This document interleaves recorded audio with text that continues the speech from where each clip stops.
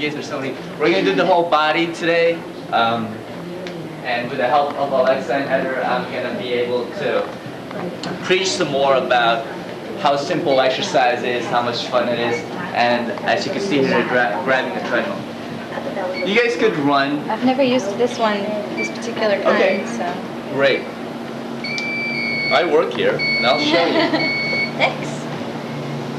You know, one thing I want to point out while you guys are on the treadmill is that a lot of these things now are really expensive and really fancy, and a lot of them have different programs.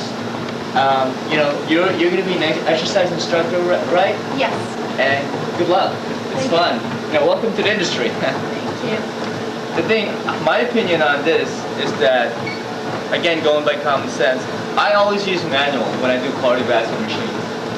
Whether it's treadmill, bike, or Stairmaster. And people ask me what's the difference between a random, a hill program, or a manual, or whatever they have in there. And I just say, you know what, it's just more fun to do a hill or a random. But in terms of burning fat and really getting your workout to be more of an effective, you know, program, I just like the manual. Keep it simple. If I feel like I need to go faster than what I have on my machine, I will. But these programs that are set, like random or hill, they don't allow you to do that. And one thing that they don't let you do is keep your heart rate stable. So I really think they're just great for athletes or for people that don't need to lose weight. But you know, here in America, there's about, as far as I heard on the CNN the other day, it's about 60% to 70% of Americans that are still above the obesity level. So let's just address the obesity and people that need to reduce and lose weight. We're not going to worry about those people that are like her or myself that just need to maintain or better their body. We're telling to you guys out there that's never worked out before or are trying to lose that extra 10 to 20 to even 100 pounds and has really gotten frustrated with your exercises the last few years.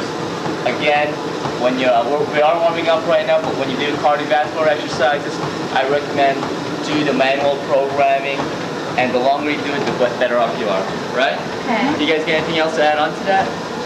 I think when you do it manually too, it's a lot easier for you to stick with it. Yeah. You can control Right. it. You don't have to worry about living up to goals. You can just do your own ideal.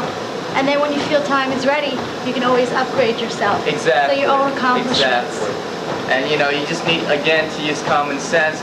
On the days that you feel good, you can go a little faster. On the days that you don't go a little faster. You go with the standard speed or elevation. Now, the standard speed of or elevation for anybody with decent knees and lower back would be 4 miles an hour walking and between 2 to 4% of elevation. All right? So that's what I would give to anybody out there that's wondering what sort of speed they need to walk at and what elevation they need to go at. Do you have any elevation in here? I think it's 100. See, this is what sucks about having to host a show. You guys get to warm up and I don't. And really, in the past few episodes, I haven't really gotten into a workout myself, but today I'm going to try to. Well, I'm hoping you guys can convince some. Talk to the camera while I'm doing my exercises so I can get, you know, keep the body I worked so hard for.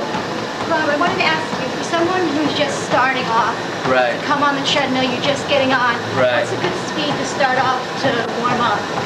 A good speed is about 3.5 miles an hour. You know, if somebody's really never used a treadmill before, it's kind of tricky. Make sure when you never used a treadmill before, you have a trainer watching you, because as easy as it looks with the girls using it and all the other people you see in the gym using it, it's really kind of funny with the floor moving and you're trying to walk forward and really stay at the same place. It's different from just walking normally on the sidewalk or just walking around at home. So you should really make sure you have somebody watching you. It's a little art to be learned when you walk on the treadmill as opposed to walking normally, okay? I have a That's question. about it. You have a question? Yes. Well, I know that everyone should get 20 minutes a day of cardiovascular to More or stay less. in shape. Right. If you were walking on this just like the speed that I'm at now, is that enough to get your heart rate up to keep 3.5. your cardiovascular, like, That's a good will that question. be enough? Now, on a fresh body, you have not exercised yet, and let's just say it applies to you. 3.5 is just gonna warm you up, but Right. to really get you to maintain or get you into better shape, you run. need to at least walk at 4. I think the fastest anybody could walk is 4.5 to 5 miles an hour. That's as fast as I walk. Unless you have really long legs. You have to be coordinated to do like the higher. You know, everybody's speed different. walking. Yeah, I mean, if you got light feet, you can walk really fast. I have heavy legs, and I'd rather jog slow than walk fast.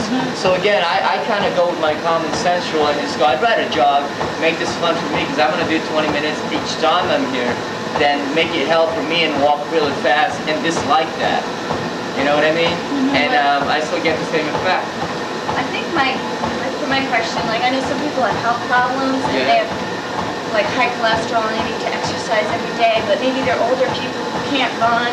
Like how fast Oh, like the do they? seniors, Yeah, the senior population. maybe not necessarily senior. Well, you know, if somebody can walk, make them walk.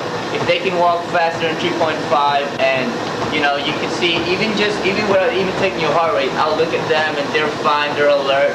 I'm gonna make them walk a little faster, but again, you can't walk faster than 4.5. Right. If you're walking less than 3 miles an hour, you're probably better off getting off this and getting on the bike and going Right. a little faster than pedaling. Did I get your question there now? Yeah. So they can get more productivity out of the bike than walking really slow on a treadmill. All right.